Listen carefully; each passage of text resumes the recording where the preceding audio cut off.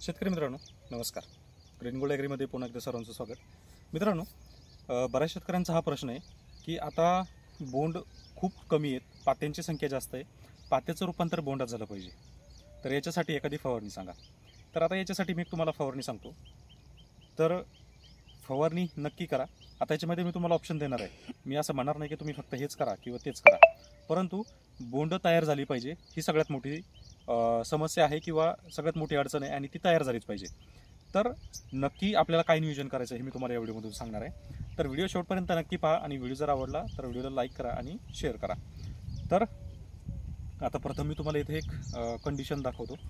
हा आपला कबड्डीचा प्लॉट आहे आणि ह्या झाडाला जर तुम्ही व्यवस्थितरित्या जर पाहिलं तर या झाडांची वाढ अतिशय चांगली आहे, कारण दोन झाडांमध्ये जवळजवळ 2 ते 2.5 फुटांचा गॅप आहे. आता इथं प्रत्येक झाडामध्ये म्हणजे जवळजवळ 10% झाडांमध्ये ज्या ज्या झाडांना गॅप मिळाला आहे त्या झाडांमध्ये 7 गळफांद्या इथं आपल्याला पाहायला मिळाल्यात. म्हणजे उत्पादन किती वाढू शकतं याचा विचार करू शकतो आपण की जर 2 फुटाचा जर गॅप मिळाला आणि जर कबड्डी व्हरायटी असेल, कबड्डीची ही दोन्हीही इथं 2 पॅकेट लागली एकरी आणि दोन्ही पॅकेटमध्ये आपण दोन्हीही कबड्डी वापरलेलं आहे. तर कबड्डीमध्ये बऱ्याच ठिकाणी अशी झाडं मला आढळून आली. तर आता इथंही तुम्ही जर समस्या पाहिली तर कमी बोंड आहेत, जास्त पाते आहेत. आता याच्यामध्ये काय होणार आहे, तर पाते जर आपण एकूण पाते बोंड जर पाहिली तर साधारण या झाडाला 200 पेक्षा जास्त पाती बोंड आहेत. परंतु आपल्याला करायचंय काय, तर जी काही पाते लागलीत, आता बोंडाची संख्या जर व्यवस्थितरित्या पाहिली तर 200 पैकी फक्त 40च बोंड तयार आहेत, बाकी 160 पाते आहेत. 160 पात्यामधून जवळजवळ 30 पाते याच्यामधून गळू शकतात जर आणखी जास्त पाऊस पडला तर. परंतु तरीसुद्धा 130 पाते जे आहेत ही आपल्याला कन्वर्ट करायची बोंडामध्ये. मग ही समस्या जर तुमची आहे किंवा तुमची ही समस्या अशीच आहे की पात्याची बोंड धारणा झाली पाहिजे, तर याच्यासाठी स्प्रे कोणता? तर याच्यासाठी सगळ्यात पहिलं, जर शेंडा म्हणजे वाढ व्यवस्थित असेल, कुठेही तुम्हाला काही वाटत नसेल तर याची वाढ थांबवणं गरजेचं आहे. याला एक पर्याय आहे, याच्यामध्ये टिल्ट आणि 05234 याचा वापर करा. टिल्ट प्रतिपंपासाठी 10 मिली आणि 05234 प्रतिपंपासाठी 80 ते 90 ग्रॅम एवढं आपल्याला याची फवारणी करायची. याच्यासोबत आपण काय करू शकतो, तर याच्यासोबत काहीही करायचं नाही, फक्त एकच प्लेन स्प्रे करायचा, कारण इथं आपल्याला वाढ थांबवायची. आता तुम्हाला जर असं वाटत असेल की याच्यामध्ये काही प्रमाणामध्ये कीड आहे तर प्रोफेस सुपर असेल, डॅनेटॉल असेल यांची तुम्ही फवारणी करू शकता, किंवा 2 कीटकनाशक आणि 1 बुरशीनाशक अशी जरी फवारणी करायची असेल आणि त्यामध्ये 05234 असेल तर त्याच्यामध्ये तुम्ही प्रोफेक्स सुपर देखील घेऊ शकता, प्रोफेक्स इमामॅक्टिन, आणि वाढीसाठी जे आहे म्हणजे वाढ थांबवण्यासाठी टिल्ट जर घेतलं तर वाढ पण थांबेल आणि बुरशीनाशकाचं काम पण करेल. आणि 05234 मुळे पानं जे आहेत ही रफ होतील, म्हणजे थोडक्यात वाढ पण थांबेल, पानं रफ होतील. जी काही पाते लागली त्या पात्याची बोंडामध्ये रूपांतर चांगल्या प्रमाणामध्ये होईल आणि बोंडाची फुगवण सुद्धा होईल.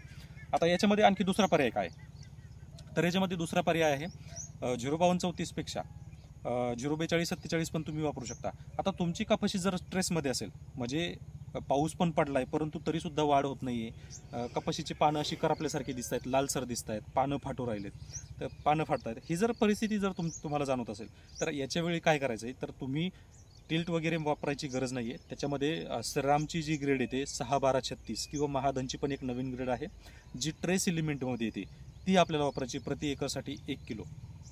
त्यासोबत तुम्ही कीटकनाशक घेऊ शकता आणि बुरशीनाशक देखील घेऊ शकता. बुरशीनाशक घेत असताना तुम्ही हारू हे बुरशीनाशक जर घेतलं तर त्याचा परिणाम तुम्हाला आणखी चांगला मिळेल, कारण सल्फर पण मिळेल, म्हणजे थोडक्यात सल्फर बुरशीनाशक म्हणून काम पण करेल, इतर बुरशीनाशक पण जाईल आणि त्यामुळे बुरशीचा जन्य जे काही रोग आहेत किंवा आता पावसामुळे काय होते, आता इथं जर पाहिलं तर आता हे फुल तयार आहे परंतु अशी जी कळी आहे तर आता ह्या कळीमध्ये आपल्याला समजत नाही लवकर, तर याच्यामध्ये काय होतं, पाणी पडून पडून बुरशी तयार होते आणि बुरशी तयार झाली म्हणजे हे जे पात आहे तर याचं बोंड तयार होणार नाही किंवा ते पिवळं पडून परत गळून जाणार.